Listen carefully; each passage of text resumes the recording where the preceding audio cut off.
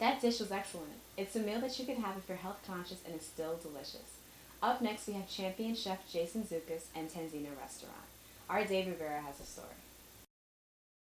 Nestled in a quiet section of Queens, New York, stands Tazzina Restaurant, owned by two-time Chopped champion Chef Jason Zukas. Well, with my restaurant, being that it's so small, I have the opportunity to cook every dish. I'm the only guy that cooks in that kitchen. So everything from appetizers to desserts is touched by my hands, where you don't get that in another restaurant.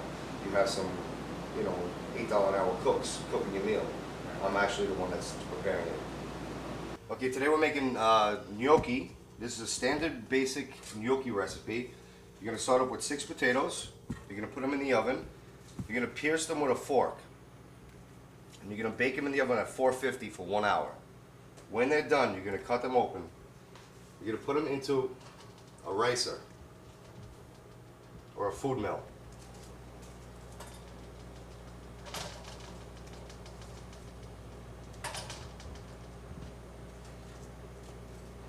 The thought process, when I'm creating new dishes, first off, I have to figure out what's in season. What vegetables are good, what's fresh, I think of the new trends, what people are starting to eat. And then I think about memories in my childhood and how I could piece them together and make a dish. Things that I've eaten.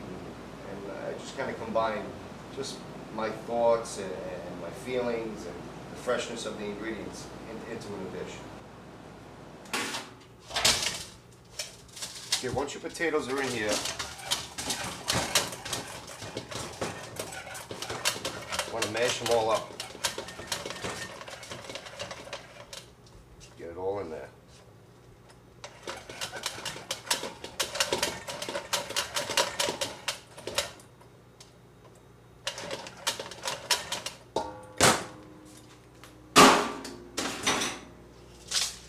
Now you're going to add 3 tablespoons of Parmesan, 2 tablespoons of melted butter, 2 beaten eggs, 2½ cups of flour. I'm going to add, that's about one, it's about two tablespoons of salt, fresh pepper, and now you're going to mix this into a dough. You want the potatoes still to be warm. You want it to feel nice and warm and have kind of like a sexy, warm feeling to them. You can't do it when it's cold, and you don't want to overdo the dough because the gluten in the potatoes will make them kind of sticky and chewy. So you just want to knead this dough nice and light.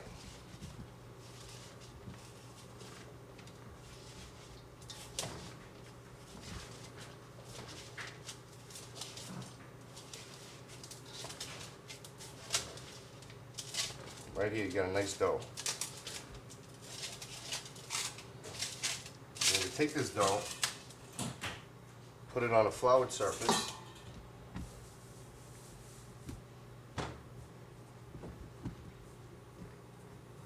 You're going to roll it out.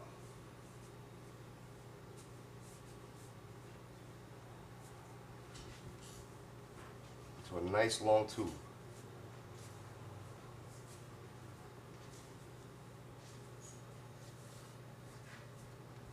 Try to keep it as even as possible.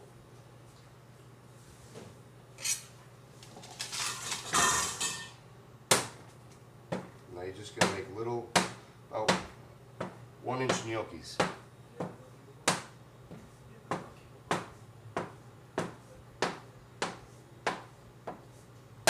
Now these are your finished gnocchis. Now these are ready to be boiled.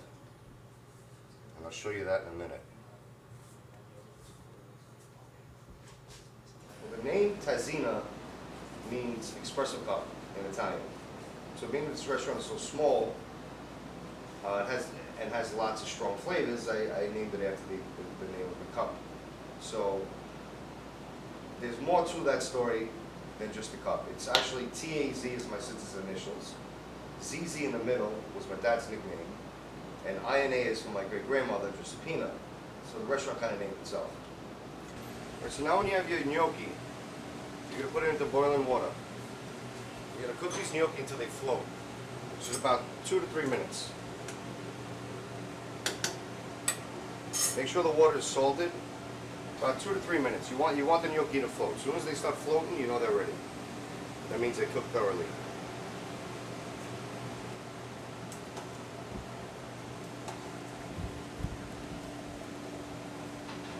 Almost there.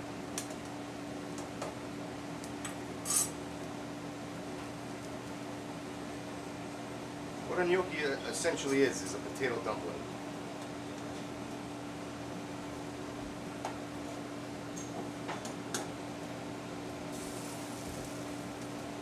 These guys are good.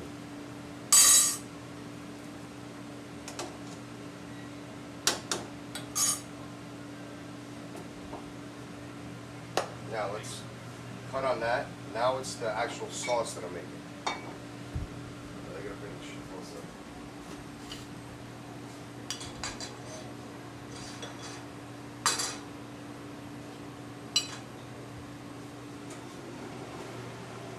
Wait till this gets hot. That's actually mushroom stock. The sauce consists of mushroom stock and butter. So you're going to start off with about 4 ounces of mushroom stock. To a hot pan. You're going to add a tablespoon of butter.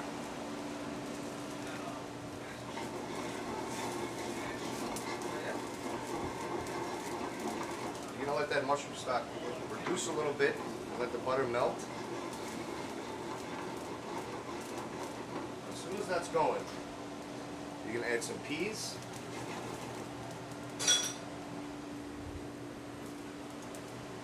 Some mushrooms.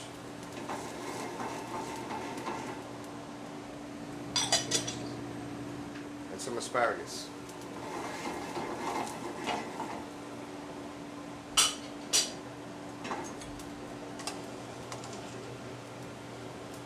You're going to take your cooked gnocchi,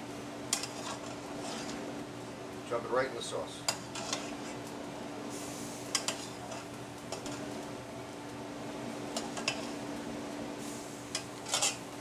And toss these around.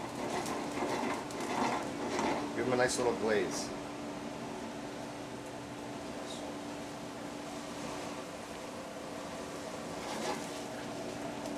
Add a touch of salt.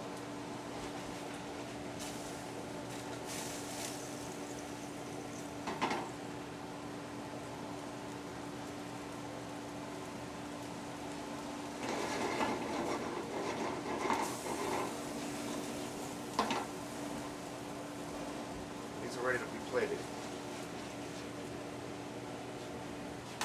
Okay, for the plating,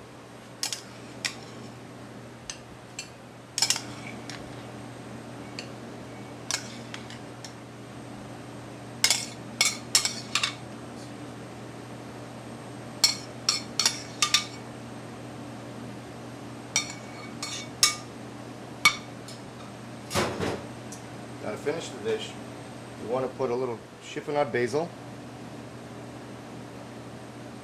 You want it to cover every piece. You want every bite to be the same. You're going to take quality prosciutto and tear it. Doesn't have to be perfect on this. Keep it a little rustic. You're going to top it with Parmigiano Reggiano.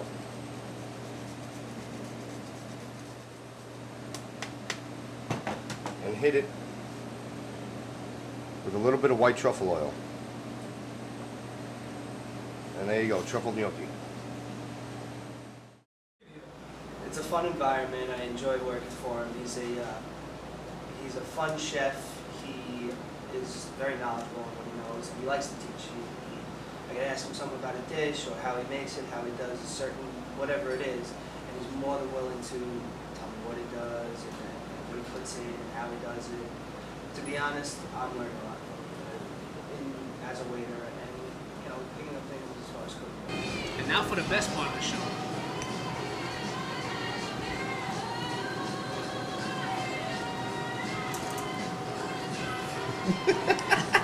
I ain't gonna speak no more because I'm just gonna eat now. about cooking is the closeness I can get to another human being.